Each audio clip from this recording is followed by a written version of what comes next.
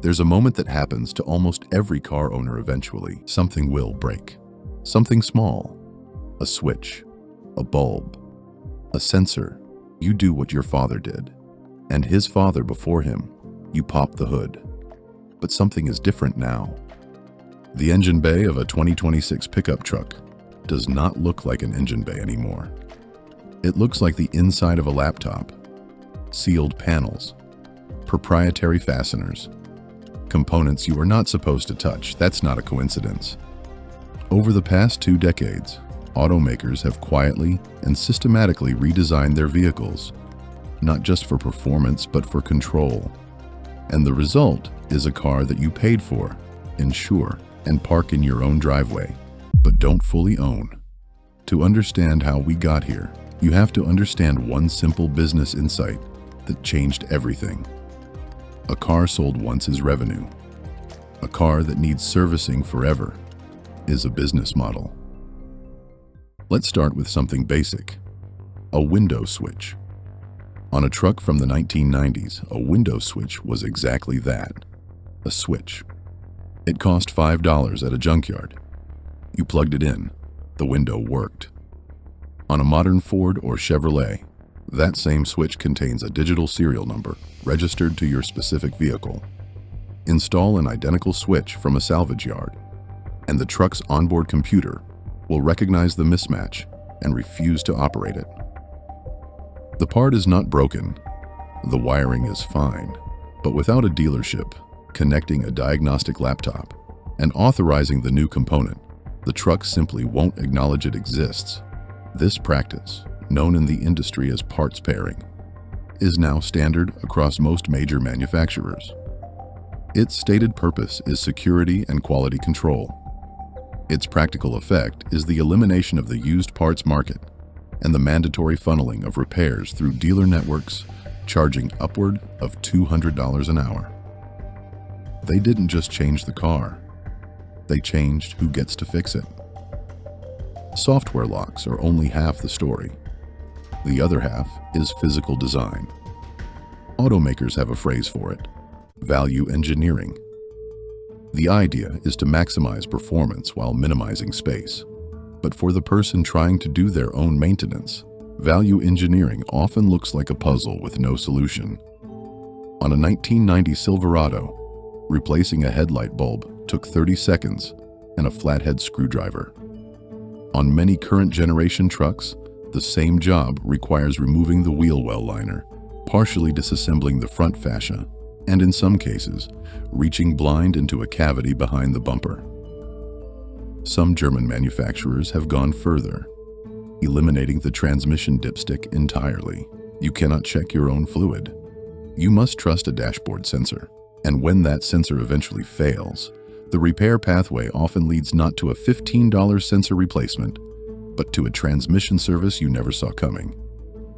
The most extreme example is the Ford Super Duty. For certain major engine repairs, the labor procedure requires lifting the entire cab off the frame. What was once a weekend job now demands a commercial lift, a team of technicians, and a bill that can exceed $4,000 before parts. Perhaps no example captures this better than the humble car battery. For a century, replacing a car battery has been one of the few repairs almost any driver could handle themselves. Disconnect 2 cables, swap the battery, reconnect, done. On many current BMW and Ford models, that process now comes with a hidden step. The vehicle's battery management system is calibrated to the specific charge profile of the original battery, installing a new battery without registering it to the car's computer, and the alternator will continue charging as though the old, degraded battery is still installed, eventually destroying your new $200 battery within weeks. The fix is simple. A technician plugs in a laptop and clicks a button. The fee for that click varies, but it is rarely free. What was once a 10-minute driveway task is now a scheduled service appointment. The automotive industry did not invent this strategy. They inherited it. The agriculture industry got there first, and farmers paid the price. John Deere, the dominant manufacturer of large farm equipment, began implementing software locks on its tractors in the early 2000s. the machines could cost $500,000. But when a sensor failed mid-harvest, a $50 part, a 10-minute fix, the tractor would disable itself and wait. Not for a repair, for authorization. A dealer representative had to drive to the farm, connect a laptop, and grant the machine permission to run again. In peak harvest season, that wait could cost a farmer thousands of dollars per hour. When farmers pushed back, Deere argued that the software was proprietary, that the farmers had purchased a license to operate the tractor, not the tractor itself. It was a legal argument that reframed ownership in a way the auto industry was paying close attention to. What began as a repair revenue strategy has evolved into something larger. In 2022, BMW announced that customers in certain markets could unlock already installed heated seats for a monthly fee of $18. Toyota, separately, moved its remote start function, operated by a physical key fob the customer owns, behind a subscription paywall. These are not features streamed from a server. The hardware is already in the vehicle, already paid for. The subscription is access to functionality that physically exists inside property you own. The automobile is being repositioned from a product you purchase to a service you rent, and if that model becomes standard, the implications go beyond repair bills. Manufacturers have already demonstrated the ability to push software updates that change vehicle behavior remotely. The same architecture that can add a feature can remove one. None of this has gone unchallenged. In the absence of legal protections, a gray market has emerged.